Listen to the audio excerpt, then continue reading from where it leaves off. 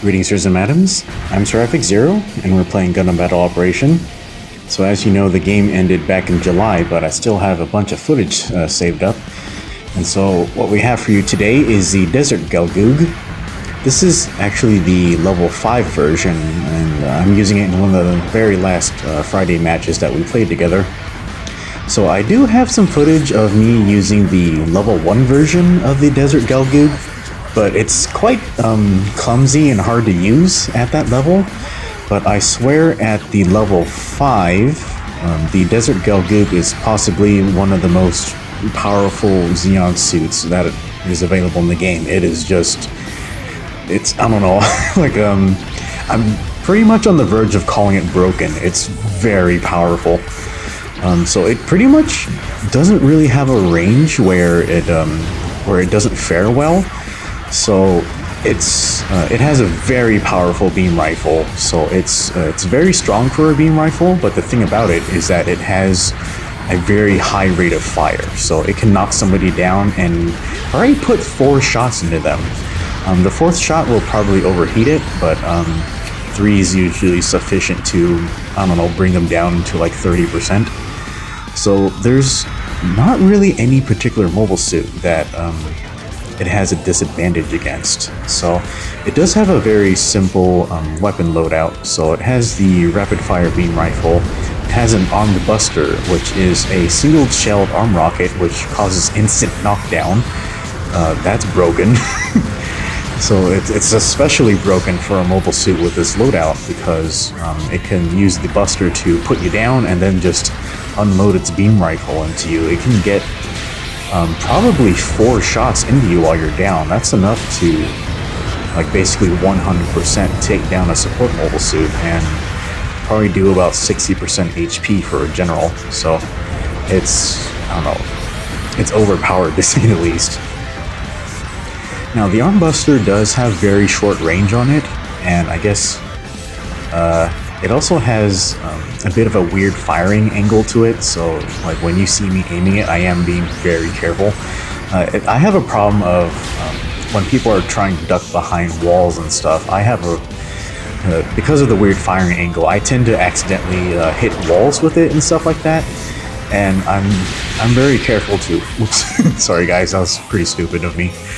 I'm very careful to avoid the splash damage from the shell because it'll knock you down too, and you don't want to do that. Yeah, so watch this right here. Yeah, so we had 2 people shooting at that max level Gundam, but yeah, so I knocked him down and put in 2 shots, and he was dead. Damn.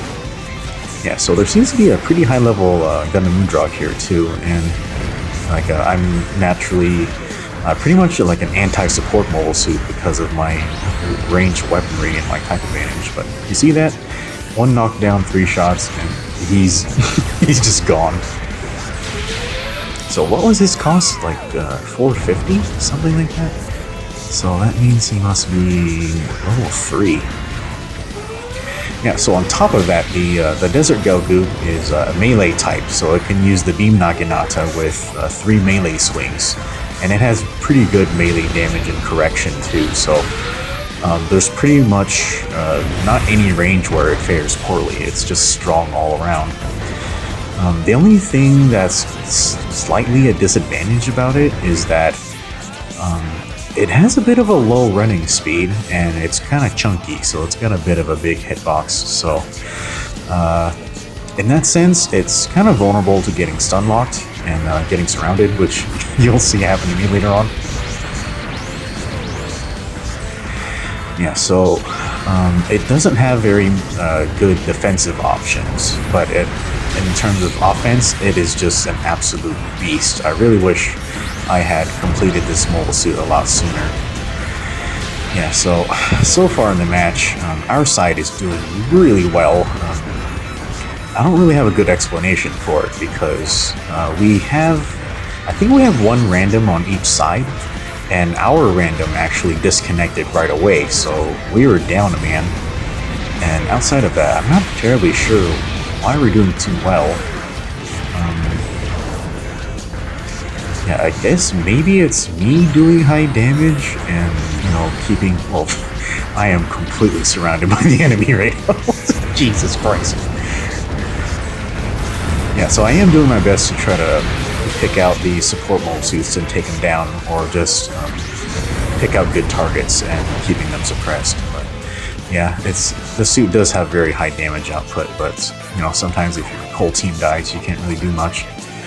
Yeah, and I think at the beginning we had like a 5,000 to 0 score or some crap like that, but yeah, I think that just what's happening is that on the other side we have a lot of more low-level mobile suits, like their Gym Cannon 2 is level 1, their Moodrock is level 3, and I think RD is on their side. Like, yeah, here's RD right here. I think his Blue Destinies has been level 3 for as long as I remember.